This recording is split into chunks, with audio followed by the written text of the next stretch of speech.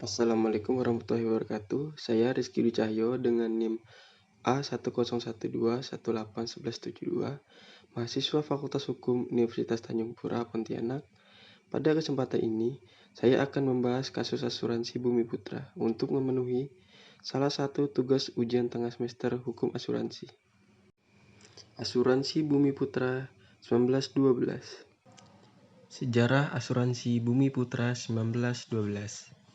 Bumi Putra merupakan perusahaan asuransi yang berbentuk usaha bersama, yang pemegang sahamnya adalah nasabah, anggota pemegang polis asuransi. Asuransi Bumi Putra ini lahir di masa perjuangan tahun 1912, dengan tekad mensejahterakan masyarakat dan meningkatkan derajat ekonomi bangsa, serta berupaya mengoptimalkan usahanya secara sehat dan bertanggung jawab, sesuai ketentuan undang-undang dan norma yang berlaku dalam industri asuransi. Dasar Hukum Asuransi. Dasar Hukum Asuransi menurut Undang-Undang Nomor 40 Tahun 2014, objek asuransi adalah jiwa dan raga, kesejahteraan manusia, tanggung jawab hukum, benda dan jasa, serta semua kepentingannya yang dapat hilang, rusak, rugi, atau berkurang nilainya. Dan Undang-Undang Nomor 2 Tahun 1992 tentang asuransi perasuransian. Undang-undang ini adalah dasar hukum utama yang meregulasi industri perasuransian dan segala kegiatan di dalamnya.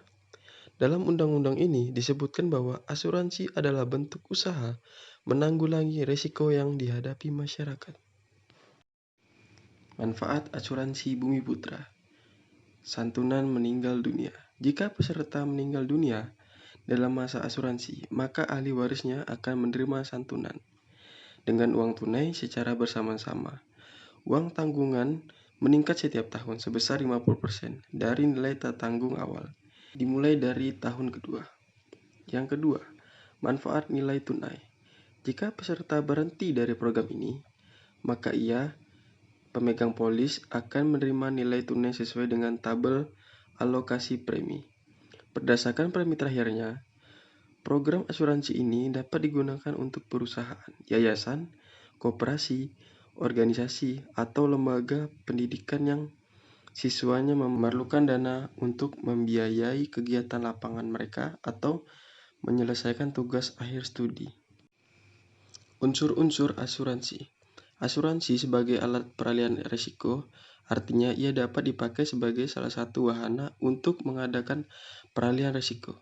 Risiko pihak yang satu tertanggung dialihkan kepada pihak lain. Peralihan dapat dengan suatu perjanjian. Salah satunya perjanjian yang memungkinkan hanya perjanjian asuransi atau perjanjian tanggungan yang dapat berposisi sebagai tertanggung dapat merupakan individu atau perorangan, kelompok atau suatu institusi bahkan masyarakat luas. Sedangkan yang dapat berposisi sebagai penanggung adalah perusahaan asuransi sebagai lembaga institusi. 1. Hak tertanggung adalah menuntut agar polis ditandatangan oleh penanggung. Pasal 259 Kitab Undang-Undang Hukum Dagang. Pembahasan. Penanggung di sini adalah pihak asuransi jiwa. Bersama Bumi Putra harus bertanggung jawab untuk membayar klaim tertanggungnya karena tertanggung sudah memenuhi kewajibannya sebagai pihak asuransi belum memenuhi hak dan kewajiban tertanggung. Penanggung jelas melanggar pasal 4 hak konsumen.